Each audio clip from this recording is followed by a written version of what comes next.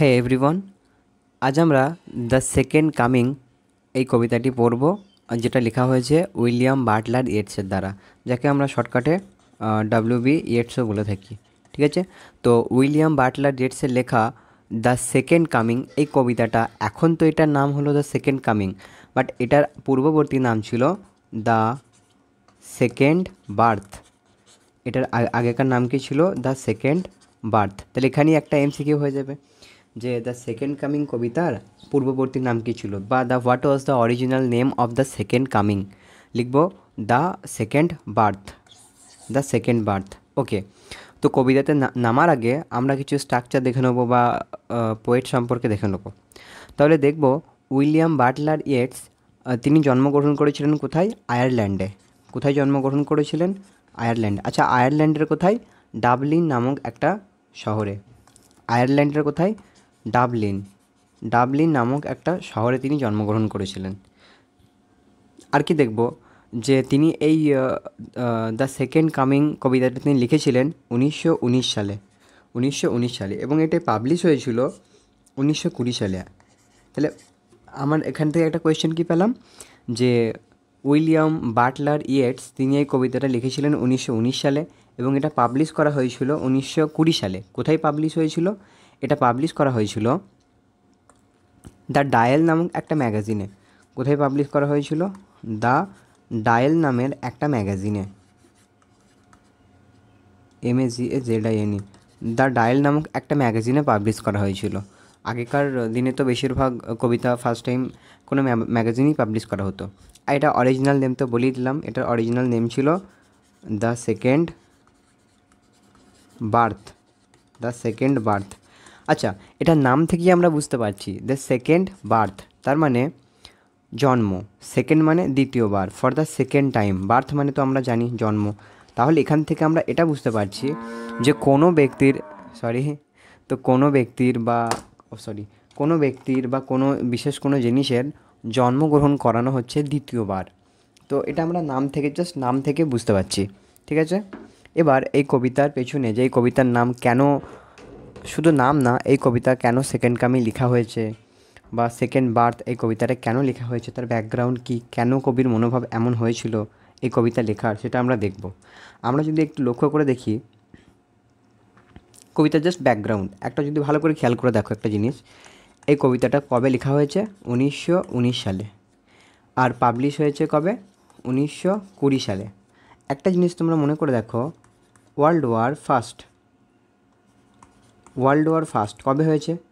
এটা 1940 মানে 1914-তে শুরু হয়েছে, আর শেষ কবে হয়েছে? 1980, তাই তো? 1914 শুরু হয়েছে, 1918 শেষ হয়েছে। আচ্ছা, রাশিয়ান রেভলিউশন বা রুশ বিপ্লব, রাশিয়ান রেভলিউশন এটা কবে হয়েছে? 1970, আই থিঙ্ক 1970, 1970-তে। তাহলে ফার্স্ট ওয়ার্ল্ড ওয়ার চলছিল 1914 থেকে 1918, রাশিয়ান রেভলিউশন চলছিল 1917। ঠিক মনে করে দেখো তো, দেখো যেই ওয়ার্ল্ড ওয়ার আমাদের শেষ হয়েছে এবং রাশিয়ান রেভলিউশন শেষ হয়েছে, ঠিক তারপরেই লেখা হয়েছে 1919 সালে আমাদের এই দ্য সেকেন্ড কামিং কবিতাটা। কেন লেখা হয়েছে? কারণ এই টাইমে আচ্ছা, এখানে একটা ছোট্ট নোট, 1923 সালে এই কবি WB ইয়েটস নোবেল প্রাইজ পেয়েছেন। ঠিক আছে, নোবেল প্রাইজ পেয়েছে 1923 সালে, এটা জাস্ট মনে রাখার জন্য। বেশ, এবার আমরা কনটেক্সটে ফিরে আসি যে ফার্স্ট ওয়ার্ল্ড ওয়ারের সময়ে কী হয়েছিল, পুরো দুনিয়াতে একটা অরাজকতা সৃষ্টি হয়েছিল। একটা ওয়ার্ল্ড ওয়ার যদি হয়, WW1 মানে ওয়ার্ল্ড ওয়ার ফার্স্ট, প্রথম বিশ্বযুদ্ধ, একটা ওয়ার্ল্ড ওয়ার যদি হয় সেক্ষেত্রে কী হবে? প্রচুর মার্ডার বা প্রচুর কিলিং হবে। এবং যখন একটা যুদ্ধ হয় সেই যুদ্ধে আমরা কোনো চাইল্ড বা উইমেন কারোর মধ্যে আমরা কোনো পার্থক্য বুঝি না, তো প্রত্যেকেই মার্ডার করা হয়। তো পুরো দেশে একটা অরাজকতা বিরাজ করে। ঠিক আছে, এবার আমরা কবিতাতে যাই এবং কবিতাতে কি বলা হয়েছে দেখি।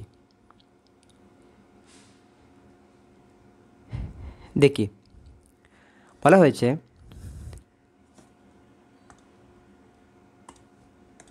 হয়েছে টার্নিং ইন দ্য ওয়াইডেনিং জায়ার। কি বলা হয়েছে?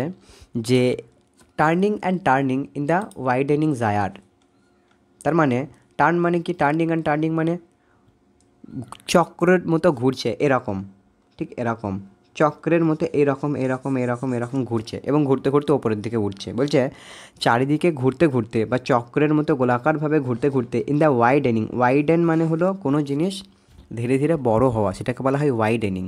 আর জায়ার, জিওয়াইআরই জায়ার, এই জায়ার মানে হলো বলয়। জায়ার মানে কি, বলয়। বলয় মানে কি, গোল গোল রিংয়ের মতো। তাহলে turning and turning in the widening gyre, বলছে ধীরে ধীরে টার্নিং অ্যান্ড টার্নিং চক্রাকারে ঘুরতে ঘুরতে ওপরের দিকে ধীরে ধীরে উঠছে, একটা বলয় আকারে ধীরে ধীরে ওপরের দিকে উঠছে। কে উঠছে? The Falcon. কে উঠছে তাহলে? The Falcon. ফ্যালকন মানে কি? বাজ পাখি। ফ্যালকন মানে কি? এই যে ফ্যালকন মানে কি, ফ্যালকন হলো বাজ পাখিকে বলা হয় ফ্যালকন। আর এই বাজ পাখিকে যে কন্ট্রোল করে, যেমন এই ব্যক্তি, একে বলা হবে ফ্যালকনার। একে কি বলা হবে? ফ্যালকনার, মানে যে বাজ পাখিকে নিয়ন্ত্রণ করে। ঠিক আছে, দেখি কবিতাটা কি ছিল আমাদের। তাহলে দেখলাম যে turning and turning in the widening gyre, বলয়াকারে খুব চক্রাকারে ঘুরতে ঘুরতে ওপরের দিকে উঠছে। কে উঠছে? ফ্যালকন। দ্য ফ্যালকন, বাজ পাখিটা এতটাই ওপরে উঠে গেছে যে can not hear the falconer, সে আর শুনতে পাচ্ছে না ফ্যালকনারের কথা, মানে তার মালিকের কথা। ফ্যালকন মানে বাজ পাখি, ফ্যালকনার মানে বাজ পাখির মালিক। তাহলে বাজ পাখির মালিকের কথা সে আর শুনতে পাচ্ছে না, বাজ পাখিটা তার মালিকের কথা আর শুনতে পাচ্ছে না। এটাকে এইভাবে কানেক্ট করো যে যখন ফার্স্ট ওয়ার্ল্ড ওয়ার চলছে, দেখো ঠিক যেমন first world war, world war মানে কি, পুরো পৃথিবীর মধ্যে অনেকগুলি দেশের মধ্যে যুদ্ধ হচ্ছিল। তো সেই সময়ে এখন যেমন কি আমাদের দেশে একটা সুন্দর গভর্নমেন্ট রয়েছে, সরকার রয়েছে, সেই সরকারের কথা সবাই পালন করে, মানে ল, রুল, রেগুলেশন সব ফলো করে। কিন্তু যখন ওয়ার্ল্ড ওয়ার হচ্ছিল তখন আর কোনো সরকার ছিল না এবং কেউ কোনো গভর্নমেন্টের কথা মানছিল না, ঠিক আছে, কোনো নিয়ন্ত্রণ ছিল না। তো এটাই বলা হয়েছে এক্ষেত্রে এই যে ফ্যালকন, আর এই যে ফ্যালকনার, তাহলে ফ্যালকন মানে কারা? ফ্যালকন মানে হলো কি বলবো, জেনারেল পিপল, সাধারণ মানুষজন। আর ফ্যালকনার মানে হলো গভর্নমেন্ট, সরকার বা রুলার, যে রাজ করছে, রাজা।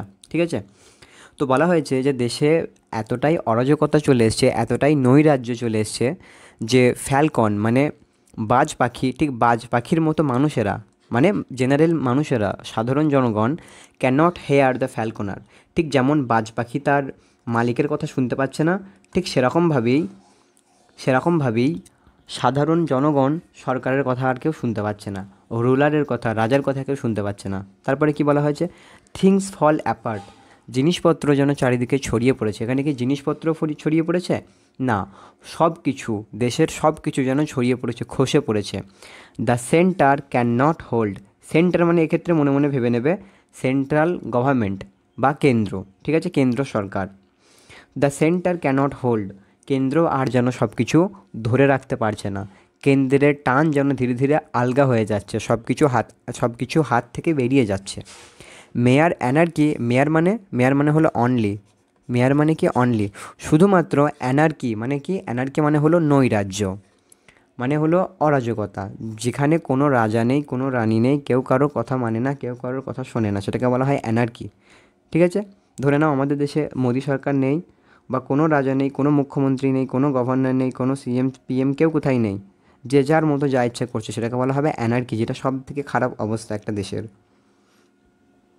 তো মেয়ার অ্যানার্কি ইজ লুজড আপন দ্য ওয়ার্ল্ড, এই দেশে শুধুমাত্র নৈরাজ্য যেন চারিদিকে ছড়িয়ে পড়েছে, বা নৈরাজ্য যেন চারিদিকে বিরাজ করছে। ঠিক আছে, the blood dimmed tide is loosen, মনে করো, সব সময় মনে রাখবে এই গল্পের কনটেক্সটই হলো ওয়ার্ল্ড ওয়ার ফার্স্ট, এই গল্পের ব্যাকগ্রাউন্ড হলো প্রথম বিশ্বযুদ্ধ। বিশ্বযুদ্ধ মানে কি? ব্লাড, বিশ্বযুদ্ধ মানে কি? রক্ত। তো এটাই বলা হয়েছে, blood dimmed tide is loosen, blood dimmed tide is loosen, যেন রক্তে পরিপূর্ণ বা রক্তে নিমজ্জিত এরকম স্রোত যেন চারিদিকে বয়ে চলেছে। এভরিহোয়ার, সব জায়গায়। The ceremony of innocence is drowned, সব জায়গায় যেন সেরিমনি অফ ইনোসেন্স মানে কি? ইনোসেন্স মানে হলো যারা, কি বলবো, ইনোসেন্স মানে বলা যেতে পারে যারা অতি সরল সাদাসিধে মানুষ, যারা নিষ্পাপ। তো নিষ্পাপদের জয়গান যেন আর কেউ করছে না, নিষ্পাপদের জয়গান যেন ধীরে ধীরে ড্রাউন্ড মানে হলো ডুবে যাওয়া, সবটা একবার মুছি। ড্রাউন্ড মানে কি? ড্রাউন্ড মানে হলো ডুবে যাওয়া। তো নিষ্পাপদের জয়গান যেন ডুবে যাচ্ছে। দ্য বেস্ট মানে কি? বেস্ট মানে হলো ভালো মানুষদের কথা বলা হয়েছে। বেস্ট মানে বুঝিয়েছে good person, good people. Best মানে কাদেরকে বোঝাচ্ছে? মনে রাখবো, বেস্ট মানে গুড পিপলকে বোঝাচ্ছে, ঠিক আছে। দ্য বেস্ট ল্যাক মানে অভাব। দ্য বেস্ট মানে ভালো ব্যক্তিরা, গুড পিপল ল্যাক তাদের যেন অভাব ঘটছে অল কনভিকশনের বাংলা মানে কি বলবো? তাদের আসন। কনভিকশনের বাংলা মানে আমরা বলতে পারি আসন, মানে তাদের সিট, তাদের বসার জায়গা বা তাদের আত্মবিশ্বাস, তাদের মনোবল। তাহলে ভালো ব্যক্তিরা হারিয়ে ফেলছে তাদের কনভিকশন, তাদের আসন বা তাদের মনোবল। হোয়াইল দ্য ওর্স্ট, কিন্তু সে জায়গায় যারা ওর্স্ট মানে কি? যারা ব্যাড পিপল, যারা খারাপ মানুষ, যাদের ইন্টেনশন খারাপ, আর ফুল অফ প্যাশনেটলি ইন্টেন্সিটি, তারা যেন তাদের বা নিকৃষ্টরা যেন একদম মেতে গিয়ে তারা ভীষণভাবে খারাপ কাজ করছে। প্যাশনেটলি মানে খুব তীব্র, ইন্টেন্সিটি মানে তীব্রতা। আর প্যাশনেট মানে হলো খুব উৎসাহের সঙ্গে, তারা তাদের উৎসাহের সঙ্গে, তীব্রতার সঙ্গে খারাপ কাজগুলি করেই চলেছে, ঠিক আছে। তাহলে আমরা দেখলাম ফার্স্ট স্ট্যান্জায় কতগুলি লাইন আছে? 1 2 3 4 5 6 7 8। তাহলে ফার্স্ট স্ট্যান্জায় 8টা লাইন রয়েছে, ঠিক আছে, 8টা লাইন রয়েছে। আর সেকেন্ড স্ট্যান্জায় 1 2 3 4 5 6 7 8 9 10 11 12 13 14। দ্বিতীয় স্ট্যান্জায় 14টা লাইন রয়েছে। দ্বিতীয় স্ট্যান্জায় আমাদের 14টা লাইন রয়েছে। তাহলে এটা এক ধরনের সনেটের মতো আসছে, এবং এটা যদি আমরা একটু ভালো করে দেখি, not actually but most similar to Petrarchan সনেটের মতো লাগছে। পেট্রাকান সনেটের মতো মনে হচ্ছে, বা ইটালিয়ান সনেটের মতো ভাব রয়েছে এটা, ঠিক আছে। দেখি এবার আমরা, surely some revelation is at the hand.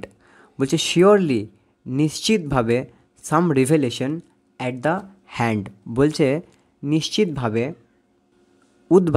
নিশ্চিতভাবে কোনো একটা উদ্ভাসন ইজ অ্যাট হ্যান্ড, ঘটতে চলেছে। Surely some revelation is at hand, বলছে নিশ্চিত আসন্ন এক উদ্ভাসন। Surely the second coming is at hand, এবং নিশ্চিতভাবে কবি বলছে যে হ্যাঁ, দ্বিতীয়বার আগমন ঘটবে। দ্য সেকেন্ড কামিং, দ্বিতীয়বার আগমন। এই সেকেন্ড কামিং কথাটা শুনি, hardly are those words out, বলছে দ্বিতীয়বার আসন। The second coming, hardly those words out, যখনই এই শব্দগুলি যখনই এই বার্তা, এই শব্দ দ্বিতীয়বার আগমন, এই শব্দটা তারা শুনতে পেয়ে থাকে বা শুনতে পায়। When a vast image out of spiritus mundi, ঠিক সেই সময়ে একটা খুব বিশাল আকারের ভয়াবহ একটা স্পিরিটাস মুন্ডির কথা মনে পড়ে। ট্রাভেলস মাই সাইড, এবং যেটা দেখে খুব সে একটা সমস্যার দিক সে দেখতে পায়। তাহলে স্পিরিটাস মুন্ডি, এখানে কোয়েশ্চেন হবে স্পিরিটাস মুন্ডি বলতে কাকে বোঝানো হয়েছে। আমরা মনে রাখি যে স্পিরিটাস মুন্ডি বলতে সাধারণত স্ফিনিক্সকে বোঝানো হয়। এই স্ফিনিক্সের মতো একটা ফিগারকে বোঝানো হয়। এবারে স্ফিনিক্স কি দেখবো আমরা, এই যে এটাকে আমরা বলতে পারি স্পিরিটাস মুন্ডি।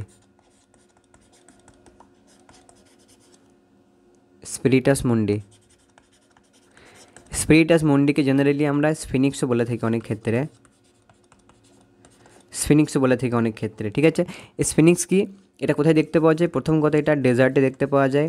আর এটা কেমন? এটা হলো এমন একটা ক্রিয়েচার যার হেডটা হলো হিউম্যান, হেডটা কার মতো, বা ফেসটা হলো হিউম্যান, বাট বডিটা হলো কার মতো? লায়নের মতো। তাহলে স্ফিনিক্স কি কোথায় দেখা যায়? স্পিরিটাস মুন্ডি কোথায় দেখা যায়? ডেজার্টে দেখা যায়, মরুভূমিতে, যার হেডটা হলো হিউম্যানের মতো আর বডিটা হলো লায়নের মতো, ঠিক আছে, বডিটা হলো লায়নের মতো। দেখি তাহলে এরপরে, ঠিক আছে। Somewhere in sands of the desert, বলছে যে ডেজার্টের মরুভূমির ঠিক কোনো একটা বালুর চরে বা বালুভূমিতে আ শেপ উইথ লায়ন বডি, একটা শেপ যার বডিটা কিসের মতো, লায়নের মতো, and the head of a man, এবং মাথাটা কার মতো, একটা মানুষের মতো। তাহলে বডিটা কার মতো, এটা মনে রাখতে হবে, গুলিয়ে ফেললে হবে না। বডিটা কার মতো, বডিটা হবে লায়নের মতো, আর হেডটা কার মতো, হেডটা হবে মানুষের মতো, ঠিক আছে।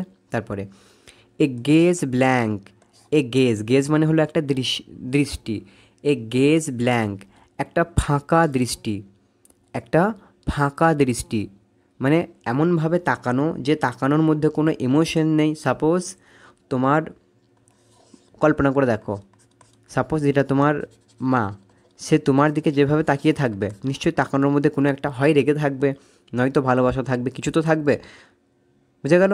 আমরা যখন একে অপরের দিকে তাকাই, চোখের দিকে তাকাই, আমাদের কি চোখের মধ্যে একটা ভাব থাকে, কখনো রেগে থাকি, কখনো হেসে থাকি, কখনো সুখে থাকি, এ আর কি, যা হোক একটা ভাব থাকে। বাট এক্ষেত্রে দৃষ্টিটা কেমন, যে স্পিরিটাস মুন্ডিটা উঠছে তার দৃষ্টিটা কেমন, গেজ এবং ব্ল্যাঙ্ক, তার দৃষ্টিটা হলো ব্ল্যাঙ্ক, যার মধ্যে কোনো ইমোশন নেই, ইমোশনলেস এটা, ঠিক আছে। অ্যান্ড পিটিলেস, দয়াহীন, কোনো দয়া নেই। অ্যাজ দ্য সান, কার মতো, যেন সূর্যের মতো। তার মানে কি বুঝলাম এখান থেকে, সূর্যের সঙ্গে তার দৃষ্টিটাকে তুলনা করা হয়েছে। কার দৃষ্টি, স্পিরিটাস মুন্ডির দৃষ্টিটাকে তুলনা করা হয়েছে। কারণ কারণ তার দৃষ্টিটা হলো ব্ল্যাঙ্ক, যার মধ্যে কোনো ইমোশন নেই, দ্যাট ইজ ইমোশনলেস। আর এটা হলো কি, পিটিলেস, দয়াহীন, কোনো দয়া মায়া নেই, যেমন সূর্যের, সূর্য প্রখর তাপমাত্রা দেয়, কোনো দয়া মায়া থাকে না। তারপরে দেখি, ইজ মুভিং ইটস স্লো থাইস, বলছে ইজ মুভিং, যে স্পিরিটাস মন্ডিটা ইজ মুভিং, নড়াচড়া করছে বা এগিয়ে আসছে, স্লোলি, খুব ধীরে ধীরে, থাইস, তার উরুর ওপরে ভর দিয়ে খুব ধীরে ধীরে আসছে। while all about it real shadows of the indignant desert bird, বলছে while all about it, সেই সময় রিল শ্যাডোজ মানে গোল গোল চক্রাকার শ্যাডোজ, কি বলবো, ছায়া, অফ দ্য ইনডিগনেন্ট মানে রুক্ষ, রেগে থাকা, ডেজার্ট বার্ড, মরুভূমির রুক্ষ বা ক্ষুব্ধ পাখিগুলির ওপর থেকে যে তারা গোল গোল করে ঘুরছে, তো নিচেই একটা এরকম গোল গোল ছায়ার সৃষ্টি হচ্ছে। তারা ধরো অনেকগুলি পাখি চারদিকে এইভাবে ঘুরছে গোল করে করে, অনেকগুলি পাখি চারিদিকে যদি এইভাবে গোল করে করে ঘোরে, তো নিচে একটা ছায়া পড়বে, সেই ছায়াটা এরকম গোল গোলই হবে, সেটার কথাই বলা হয়েছে। তারপরে দেখি, দ্য ডার্কনেস, তারপরে দ্য ডার্কনেস ড্রপস এগেন, আবার একবার সব কিছু অন্ধকার হবে। বাট নাও আই নো, কিন্তু এইবার আমি জানি, বাট নাও আই নো, কিন্তু এখন আমি জানি, দ্যাট 20th সেঞ্চুরি অফ, আচ্ছা 20th সেঞ্চুরি, 1 সেঞ্চুরি মানে কত, একটা সেঞ্চুরি মানে কত, একটা সেঞ্চুরি মানে কত, 100 বছর, 1 সেঞ্চুরি মানে 100 বছর, তাহলে 20 সেঞ্চুরি মানে কি, 20 ইন্টু 100, তার মানে কত, 2000 বছর। তাহলে বুঝে গেল 20 সেঞ্চুরি মানে কত বছর, 20 সেঞ্চুরি মানে আমরা কি বুঝলাম, 2000 ইয়ার, 2000 বছরের কথা বলা হয়েছে। 20 সেঞ্চুরি অফ স্টোনি স্লিপ, তাহলে 2000 বছরের পাথুরেময় নিদ্রা, পাথুরেময় ঘুম, were vexed to nightmare by a rocking cradle, বলছে সেই ঘুমটাকে ওয়ার ভেক্সড মানে তাদের ঘুম ভেঙে দেওয়া হবে। The 20th century of the stony sleep, তাহলে সেই 2000 বছরের পাথুরেময় যে নিদ্রা, ওয়ার ভেক্সড, সেটাকে বিরক্তি করা হবে, টু নাইট মেয়ার্স, একটা দুঃস্বপ্নের মাধ্যমে, বায়া রকিং ক্র্যাডল, একটা যে দোলনায় ঘুম দিচ্ছিল সেই দোলনার ঘুমটা ভেঙে দেওয়া হবে, কার দ্বারা, সেই স্পিরিটাস মুন্ডির দ্বারা। অ্যান্ড হোয়াট রাফ বিস্ট, এবং একটা রাফ বিস্ট, এই কথাটাও মানে অত্যন্ত গুরুত্বপূর্ণ এমসিকিউর জন্য, বিভৎস একটা প্রাণীর কথা বলা হয়েছে, বিভৎস একটা পশুর কথা বলা হয়েছে। Its hour come around at last, এবং ইটস আওয়ার, এবং বলা হয়েছে এটা যে সময় হয়েছে কিনা, মানে সবার শেষে এটার আসার সময় হয়েছে কিনা সেটাই। Slouches towards the Bethlehem to be born, এবং সে বেথলেহেমের দিকে যুবুথুবুভাবে এগিয়ে আসছে। তাহলে কে এগিয়ে আসছে, সেই রাফ বিস্ট মানে সেই পশুটা, রুক্ষ সূক্ষ্ম বিভৎস পশুটা এগিয়ে আসছে। কোথায়, কোন দিকে এগিয়ে আসছে, বেথলেহেমের দিকে এগিয়ে আসছে। আচ্ছা, বেথলেহেমই কেন? মনে রাখবো একটা জিনিস আমরা, এই যে এটা হলো আমাদের India, this is our India, এটা হলো আমাদের আফ্রিকা, ঠিক আছে? আর ইন্ডিয়া আফ্রিকা এটা হলো সৌদি আরবিয়া। যদি জুম করে দেখি আমরা, এই যে এটা হলো সৌদি আরবিয়া, এদিকে হলো মিশর, ইজিপ্ট, এটা হলো ইরান, এখানে হলো আমার প্যালেস্তাইন বা জেরুজালেম, এইখানে আছে বেথলেহেম, যেটা হলো যীশু খ্রিস্টের জন্মস্থান। বুঝা গেল? যেটা হলো আমাদের যীশু খ্রিস্টের জন্মস্থান, তাহলে ওই জন্য ইম্পর্টেন্ট বেথলেহেম। তাহলে বেথলেহেম জায়গাটা কী জন্য বিখ্যাত? কেন বেথলেহেমই আবার আসবে? কারণ বেথলেহেম হলো আমাদের birth place of Christ. Bethlehem কি? Birth place of Jesus Christ. যীশু খ্রিস্টের জন্মস্থান হলো বেথলেহেম, ওই জন্যে সেদিকেই সে এগিয়ে আসবে কিনা এটাই বলা হয়েছে। এবং এখানে কোয়েশ্চেন হলো যে কবি একদম শিওর না, নিশ্চিত না যে সেটা জেসাস ক্রাইস্টই, সেটা অন্য কোনো প্রাণীও হতে পারে, নাকি জেসাস ক্রাইস্ট আবার পুনরায় জন্মগ্রহণ করবে, এটাই জিজ্ঞেস করা হয়েছে। ঠিক আছে, পুরো কবিতাটা আমরা আরেকবার তাহলে দেখি। আমরা পড়ছি দ্য সেকেন্ড কামিং, ঠিক আছে? কার লেখা? ডব্লিউ.বি. ইয়েটসের লেখা। কত সালে এটা প্রথম লেখা হয়েছে? 1919 সালে লেখা হয়েছে। কত সালে পাবলিশ করা হয়েছে? 1920 সালে পাবলিশ করা হয়েছে। কোথায় পাবলিশ করা হয়েছে? দ্য ডায়াল ম্যাগাজিনে পাবলিশ করা হয়েছে। তারপরে দেখব এই ডব্লিউ.বি. ইয়েটস নোবেল পেয়েছে কত সালে? 1923 সালে, 1923। এই কবিতা টোটাল কতগুলি পার্ট? দুটো পার্ট, একটা হলো স্ট্যাঞ্জা 1, স্ট্যাঞ্জা 2। স্ট্যাঞ্জা 2 14টা লাইন রয়েছে, যেটাকে দেখে একটা মেবি সনেট লাগতে পারে। কি সনেট? পেট্রাকান সনেট লাগতে পারে, পেট্রাকান সনেট লাগতে পারে। আমরা প্রথমেই দেখলাম এই কবিতাটার ব্যাকগ্রাউন্ড হলো ওয়ার্ল্ড ওয়ার ফার্স্ট। এই যে আমরা কি দেখলাম, এই কবিতাটার ব্যাকগ্রাউন্ড হলো ফার্স্ট, ওয়ার্ল্ড ওয়ার ফার্স্ট, যেটা 1914 থেকে 1918 পর্যন্ত চলছে। এবং এই ওয়ার্ল্ড ওয়ারের জন্যই আমাদের কি বলবো, কবির মনে একটা ইফেক্ট পড়েছে। কবি দেখছে যে চারিদিকে, এই যে দেখো চারিদিকে কীরকম দুর্বিষহ চলছে, চারিদিকে কেমন হাহাকার চলছে, এই জন্যে এত অন্যায় অত্যাচার, এটাকে মেটানোর জন্যই ঠিক প্রত্যেকটা যুগে যুগে কেউ একজন আসে। তো সেরকম ঠিক খ্রিশ্চান রিলিজিয়নে এরকমই রয়েছে যে জেসাস ক্রাইস্ট হয়তো ফিরে আসতে পারে একবার 2000 বছর পরে, এরকম কনসেপ্ট রয়েছে। তো এটাকেই নিয়েই করা হয়েছে কবিতাটা। তারপর কি দেখলাম? স্পিরিটাস মুন্ডি মানে আমরা এটাই দেখলাম যে এমন একটা ফিগার যার হেডটা হলো হিউম্যান আর বডিটা হলো লায়নের মতো। আর কি ছিল? আমরা দেখলাম ফ্যালকন তার ফ্যালকনারের কথা আর শুনতে পাচ্ছে না। ফ্যালকন মানে কাকে বলা হয়েছে? বাজ পাখি। ফ্যালকনার বাজ পাখির মালিক। বাট এক্ষেত্রে ফ্যালকন বলতে জেনারেল সাধারণ মানুষকে বোঝানো হয়েছে, যারা আর শুনছে না কার কথা? ফ্যালকনারের কথা শুনছে না। আর ফ্যালকনার মানে কে? দেশের সরকার। বেশ, এটাকে আমরা আরেকবার জিনিস দেখে নিই। Turning and turning in the widening gyre, গোল গোল চক্রাকারে ঘুরছে এরকম একটা বলয়। The falcon cannot hear the falconer, বাজ পাখি তার মালিকের কথা শুনছে না। থিংস ফল অ্যাপার্ট, জিনিসপত্র চারিদিকে ছড়িয়ে পড়েছে। সেন্টার ক্যানট হোল্ড, কেন্দ্র যেন সব কিছু ধরে রাখতে পারছে না। মেয়ার অ্যানার্কি, শুধুমাত্র যেন বিশৃঙ্খলা, নৈরাজ্য is loosed upon the world, পুরো পৃথিবীতে ছড়িয়ে পড়ছে। The blood dimmed tide is loosed, যেন রক্তে মাখা স্রোত যেন চারিদিকে ছড়িয়ে পড়েছে। অ্যান্ড এভরিওয়্যার, এবং প্রত্যেক জায়গায় the ceremony of innocence is drowned, যেন ভালো মানুষদের বা নিষ্পাপ ব্যক্তিদের আসন যেন ডুবে যাচ্ছে। The best lack all conviction, the best মানে কি? যারা ভালো ব্যক্তি, বলছে ওই সমস্ত ভালো ব্যক্তিদের, বেস্ট মানে ভালো ব্যক্তি, ল্যাক অল কনভেকশন, তাদের যেন অভাব হচ্ছে কিসের? আসনের। অভাব হচ্ছে কিসের? মনোবলের। হোয়াইল দ্য ওর্স, যে জায়গায় খারাপ ব্যক্তিরা আর ফুল অফ প্যাশনেট ইন্টেন্সিটি, তারা যেন খারাপ কাজ খুব উৎসুকতার সঙ্গে, ইন্টেন্সিটি তীব্রতার সঙ্গে করে চলেছে। Surely some revelation is at hand, নিশ্চিতভাবে কিছু একটা কি বলবো, বিবর্তন হতে চলেছে। Surely the second coming is at hand, নিশ্চিতভাবে যেন দ্বিতীয়বার আগমন হতে চলেছে। কার আগমন হতে চলেছে? দ্য সেকেন্ড কামিং, দ্বিতীয়বার আগমন। Hardly are those words out when a vast image is out of spiritus mundi, বলছে hardly are those words out of when a vast image out of spiritus mundi. ঠিক এই কথাটা শুনে যে second coming যেন তার মনের মধ্যে একটা ভাস্ট ইমেজ, খুব বিশাল একটা স্পিরিটাস মুন্ডির কথা তার মাথায় আসছে, তার মনে আসছে। ট্রাভেলস মাই সাইট, যেটাকে দেখে প্রত্যেকেরই, সেই দৃশ্য দেখে প্রত্যেকেই যেন সমস্যার মধ্যে পড়ে যায়।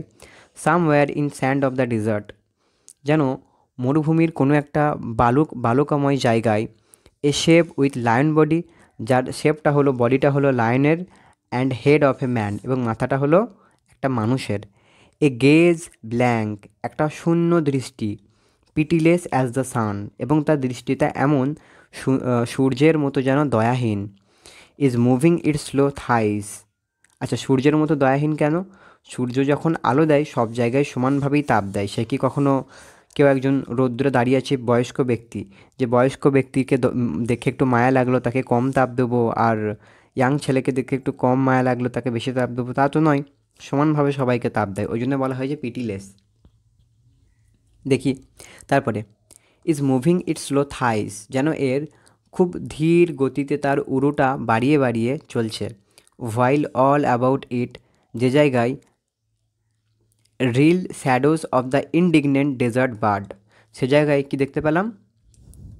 রিল শ্যাডোজ, গোল গোল চক্রাকার, যেন গোল গোল চক্রাকার ছায়া, অফ ইনডিগনেন্ট রুক্ষ, ডেজার্ট মরুভূমির, বার্ডস পাখি, মরুভূমির রুক্ষ পাখিগুলি যেন ওপরে গোল গোল হয়ে ঘুরছে এবং তার ছায়াটা নিচে গোল গোল হয়ে পড়ছে। দ্য ডার্কনেস ড্রপস এগেন, আবার একবার অন্ধকার নেমে আসবে পৃথিবীতে। বাট নাও আই নো, কিন্তু এখন আমি জানি, the 20 centuries of stony sleep, 2000 বছরের বা 20 শতকের পাথুরে ঘুম, ওয়ার ভেক্সড টু নাইট মিয়ার বায়া রকিং ক্র্যাডেল, সেটাকে ভেঙে দেওয়া হবে, সেটাকে বিরক্তি করা হবে টু আর নাইট মেয়ার, একটা দুঃস্বপ্নের মতো বা দুঃস্বপ্নের দ্বারা বায়া রকিং ক্র্যাডেল, যেন একটা ঘুম থেকে, যেন একটা দোলনার মতো বা দোলনায় শুয়ে থাকা ব্যক্তিদের ঘুম বিরক্ত করা হবে 2000 বছরের পাথুরে ঘুমের মাধ্যমে। And and what rough beast, এবং এ যেন একটা রুক্ষ বিশাল আকারের বিস্ট, পশু। Its hour come round at last, যার সময় হয়েছে অবশেষে আসার। Slouches towards Bethlehem to be born, এবং এটা কি ধীরে ধীরে বেথলেহামের দিকেই আসছে আবার নতুন করে জন্ম নেওয়ার জন্যে। তাহলে কবিতাটা শেষ হচ্ছে একটা কোয়েশ্চেন মার্ক নিয়ে, যে এটা কি সেই জেসাস ক্রাইস্টই যে বেথলেহামের দিকে আসছে। বেশ, তাহলে এই হলো। এটা নিয়ে যদি কোনো ডাউট থাকে, কোনো কোয়েশ্চেন থাকে, নিশ্চয়ই জানাবে। ঠিক আছে, থ্যাংক ইউ।